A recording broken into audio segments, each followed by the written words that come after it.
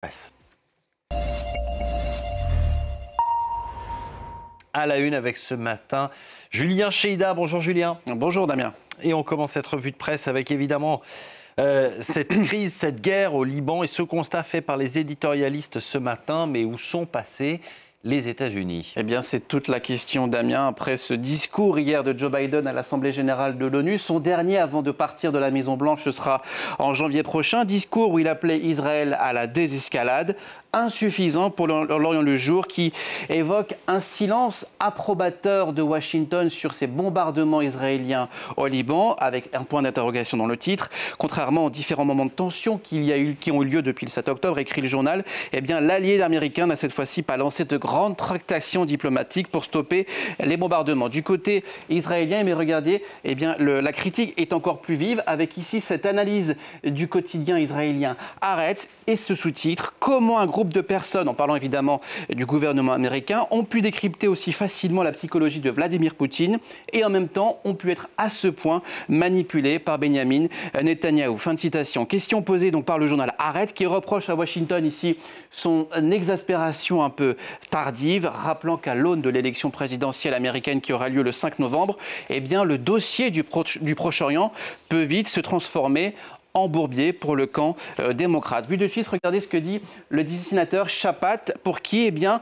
le Premier ministre israélien a désormais le champ libre pour faire ce qu'il veut.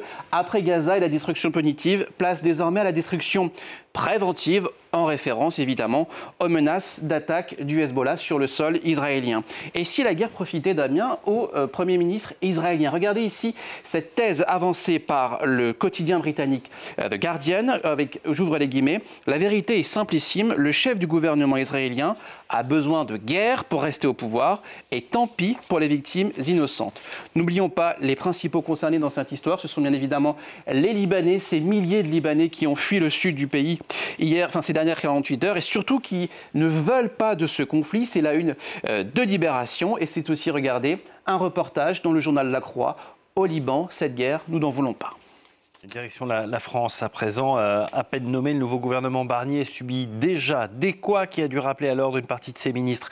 La cohésion et la fraternité, a priori, Julien, ce n'est pas pour tout de suite. Pas vraiment, Damien. Disons que la partition rêvée de Michel Barnier, sans fausse note gouvernementale, ça ne fonctionne pas vraiment pour l'instant. Première dissonance, titre ce matin le journal Le Monde. En 24 heures, 2 petits actes ont agité la sphère politique française. Il y a d'abord eu cette tension étalée hier dans les médias entre, d'un côté, Didier Migaud, le ministre de l'Intérieur, ministre de la Justice, pardon, qui est classé à gauche, et son homologue de l'Intérieur, Bruno Retailleau, très droitier, très conservateur. Alors il est vrai que sur le plan politique, tous les opposent, mais quand Bruno Retailleau a critiqué hier dans les médias le laxisme de la justice française, forcément son homologue n'a pas vraiment apprécié et lui a répondu par des piques. Forcément, ça fait mauvais genre, et même si les deux ministères ont été souvent rivaux sous la Ve République, ça fait mauvais genre. Ce ne sera tout de même pas Starsky et Hutch, c'est ce qu'on peut lire ici dans Libération, de la part d'un conseiller présidentiel. Heureusement, nous dit le Parisien, les deux hommes s'entendent, vont essayer de s'entendre et vont se rencontrer, mais les couteaux sont tirés, nous dit le journal. Bruno Retailleau a réclamé la suppression de l'aide médicale d'État. L'aile gauche de la Macronie s'est crispée. Il y a des secousses dans la coalition gouvernementale. À tel point, nous dit le Figaro, que Michel Barnier, face à la multiplication de ses couacs, est déjà à l'heure des recadrages. Son leitmotiv au moment de présenter son gouvernement la semaine dernière, c'était agir plus et communiquer moins. On peut dire que pour l'instant, c'est raté. C'est raté aussi selon le Figaro, qui fait état aussi du recadrage du tout jeune ministre de l'économie, après ses propos excluant le Rassemblement national de l'arc républicain. Évidemment, ça a créé un tollé à l'extrême droite, nous dit le journal L'Opinion. L'Opinion qui fait état d'un coup de fil assez houleux entre, d'un côté, Marine Le Pen et de l'autre, Michel Barnier. La première agitant la menace d'une motion de censure au Parlement, obligeant donc le Premier ministre à s'excuser platement. Et si, Damien, la solution pour Michel Barnier, c'était cette motion de censure. C'est en tout cas ce que nous dit aujourd'hui le Canard enchaîné de manière très ironique, façon Canard évidemment. Vivement la motion de censure, qu'on en finisse. Affaire à suivre.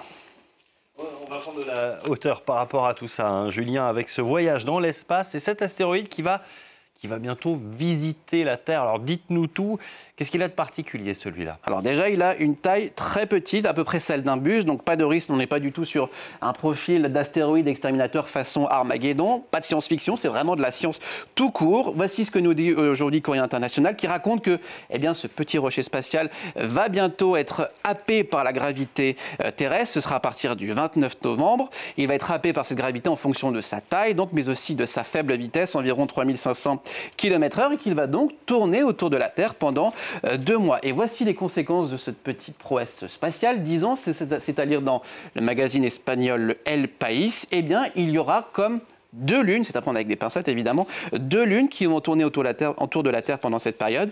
Alors, ça ne veut pas dire qu'on va les voir évidemment la nuit à l'œil nu. Il faudra pour cela un télescope professionnel pour observer ce visiteur spatial avant qu'il ne reparte vers des contrées lointaines et infinies.